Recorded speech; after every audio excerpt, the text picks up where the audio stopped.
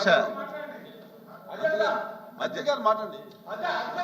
మంత్రి గారు వినవయ్యా నువ్వు అంతా బాగా ఫాస్ట్ అయిపోతున్నావు. వినవయ్యా కూర్చో.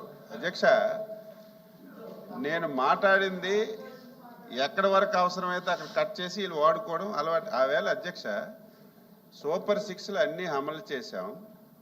ఇప్పుడు ఉన్నటువంటి ఆర్థిక పరిస్థితి వల్ల ఒక పథకం ఉంది, అది కూడా అమలు చేస్తాం. ఫీ 4కు అనుసంధానం చేశాను. నేను ఒక మీటింగ్లో మాట్లాడాను అధ్యక్ష. ఇవన్నీ వదిలేశారు.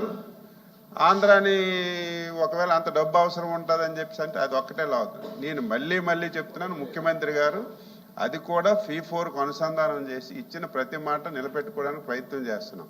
నేను ఇందాకే చెప్పాను, ఏమైనా ఉంచారు ఈ రాష్ట్రంలో మీరు 10 లక్షల కోట్లు అప్పు చేశారు, అన్నింటినీ తనఖా పెట్టారు, ఆర్థిక వ్యవస్థ చిన్నాభిన్నం చేశారు అధ్యక్ష. ప్రతిదీ మాట్లాడుతున్నారు. నిన్నైతే మా ఫైనాన్స్ మినిస్టర్ గారు కరెక్ట్ చెప్పలేదు అధ్యక్ష. నిన్నైతే ఉద్యోగస్తుల గురించి మా నైతిక హక్కు ఎక్కడ ఉంది? దేని మీద మాట్లాడే నైతిక హక్కు మీకు లేదు. ఈరోజు ప్రతిదీ అధ్యక్ష నేను స్పష్టంగా చెప్పాను, చరిత్రలో ఊహించలేదు. నేను 6 సార్లు ఎమ్మెల్యే అయ్యాను, ఇంత తొందరగా ఈ పథకాలన్నీ అమలు జరుగుతాయి నేను కూడా యాక్సెప్ట్ చేయలేదు అధ్యక్ష. ఏముంది 9.5 లక్షల కోట్ల అప్పు. నేను అగ్రికల్చర్ డిపార్ట్మెంట్ నేను చూస్తున్నాను. నాకు ఈ బాధ్యతలు వచ్చిన తర్వాత 5 శాఖల అధ్యక్ష. ఒక్కొక్క శాఖ పిలిస్తే ప్రతి శాఖకి అప్పే. గత ప్రభుత్వం చేసిన ప్రతి దానికి అప్పే. ఈ అప్పులు ఎప్పుడు తీరుస్తాం అనుకున్నాం.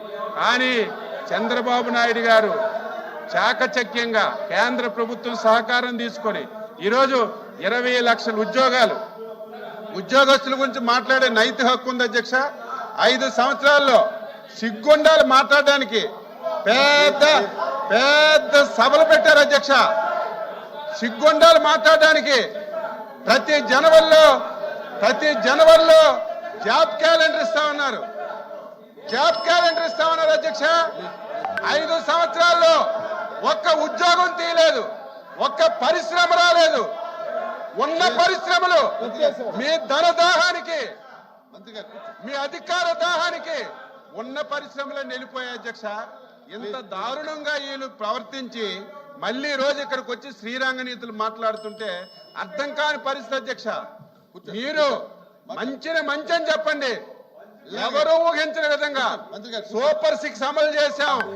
అభినందించడానికి మీకు నోరు రాకపోతే నోరు మూసుకొని ఉండాలి తప్ప గాని ఇంకా మీరు అవాస్తవాలు మాట్లాడితే ప్రజలు హర్షించరు.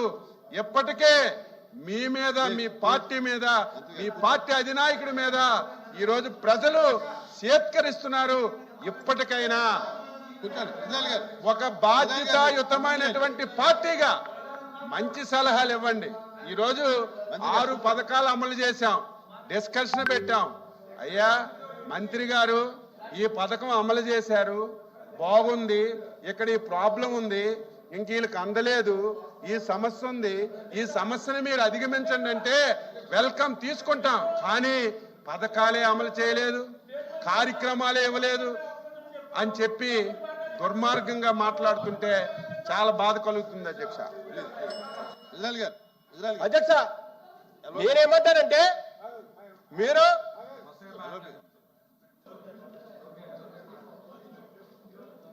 అధ్యక్ష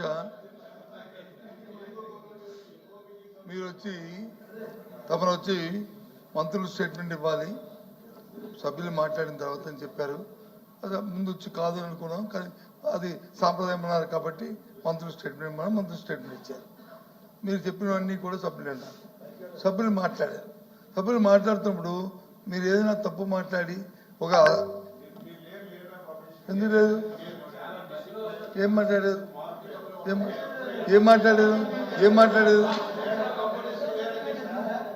పేరు తీసుకున్నారు కాబట్టి నేను లేవను. నేను లేవవలసిన అవసరం లేదు, చెప్పవలసినప్పుడే చెప్తాను. మాటకి నేను లేవను. నా పేరు తీసుకున్నాడు కాబట్టి నేను లేచాను. అది పేరు తీసుకుంది కూడా ఒక నిమిషం పేరు తీసుకుంది కూడా, సభ్యుడు పేరు తీసుకుంది కూడా మీరు అన్ని మాటలు అన్నారని చెప్పారు తప్ప మీరు అన్న మాటలు అన్నాడని చెప్పలే.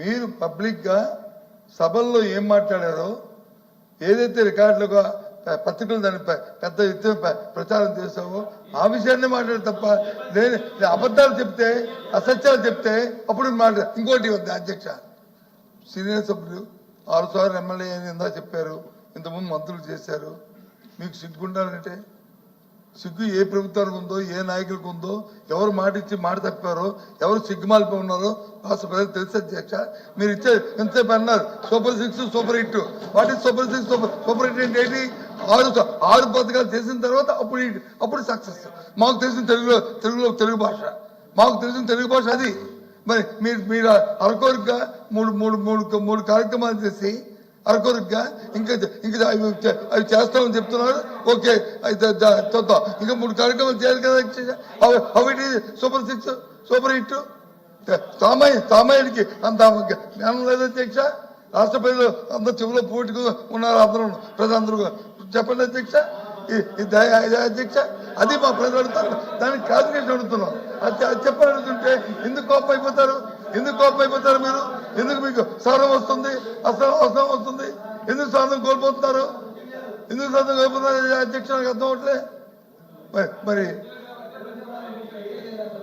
అధ్యక్ష సూపర్ 6 సూపర్ హిట్ కాదు సూపర్ డూపర్ హిట్ మేమిచ్చిన పథకాలు మేమిచ్చిన హామీలు అమలు చేశాము కాబట్టే మొన్న 1 సంవత్సరం తరువాత మీ నాయకుడు జిల్లాలో 2 జడ్పీటీసీ ఎన్నికలు జరిగితే ప్రజలు వన్ సైడ్ గా మీకు డిపాజిట్లు రాకుండా తెలుగుదేశం పార్టీ గెలిపించారంటే మేమిచ్చినటువంటి హామీలన్నీ అమలు చేశాం ప్రజలు హ్యాపీగా ఉన్నారు కాబట్టే ఆ రిజల్ట్ వచ్చిందని కూడా గ్రహించాలి మీరు ఈ రోజు నుంచి సూపర్ హిట్ కాదు అధ్యక్ష సూపర్ 6 సూపర్ డూపర్ హిట్ అని చెప్పి మీరు మాట్లాడాలి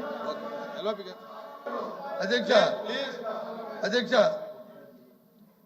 మంత్రి గారు ఏం మాట్లాడుతుందో నాకు అర్థం అవుతుంది అధ్యక్ష దయచేసి అపార్థం చేసుకోవద్దు కానీ రెండు వచ్చి జడ్పీటీసీ గెలిచామంటారు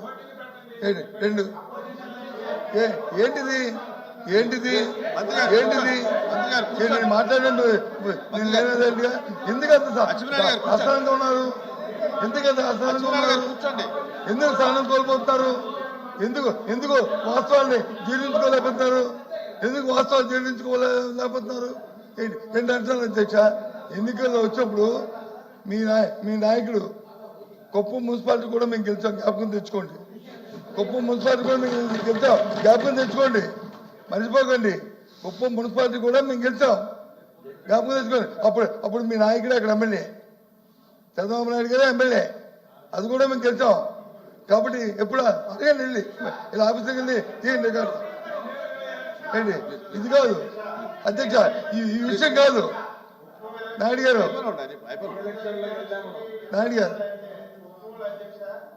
నామినేషన్లు కూడా వేయించలేదు మొన్న జరిగిన ఎలక్షన్ అధ్యక్ష 11 నామినేషన్లు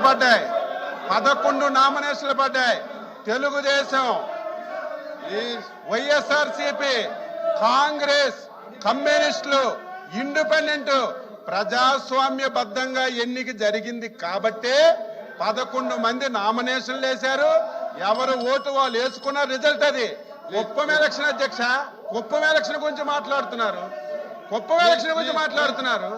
ఆ రోజు ప్రజాస్వామ్యం లేదు నామినేషన్ వేసే అవకాశం లేదు నామినేషన్ వేస్తే మధ్యలో పేజీలు కూడా చింపి వ్యవహరించి ఈ రోజు దాని గురించి మాట్లాడుతుంటే అర్థం లేకుండా ఈ రోజు ఇష్టం వచ్చినట్టుగా మాట్లాడుతుంటే ఊరికిండే ప్రశ్న లేదు మాకివ్వండి వాస్తవాలు చెప్తాం కూర్చోండి ఆ రోజు మీరు ఏ పార్టీకైనా నామినేషన్ వేయించారా ఎవరైనా నామినేషన్ వేయడానికి రావడానికి ధైర్యం చేశారా మొన్న అధ్యక్ష ప్రజాస్వామ్యబద్ధంగా అన్ని పార్టీలు కాంగ్రెస్ వేశారు వైసీపీ వేసింది కమ్యూనిస్ట్ పార్టీలు వేశారు ఇండిపెండెంట్లు వేశారు సామాన్య పౌరుడు వేశాడు అప్పుడు ఎన్నిక ప్రజాస్వామ్యబద్ధంగా జరిగింది మీరు ఎప్పుడైనా మీ 5 సంవత్సరాల్లో ఏ ఎలక్షన్ అయినా ప్రజాస్వామ్యబద్ధంగా ఎక్కడైనా జరిపిస్తే దాన్ని మీరు ఉదాహరణగా మాట్లాడితే స్వీకరిస్తాం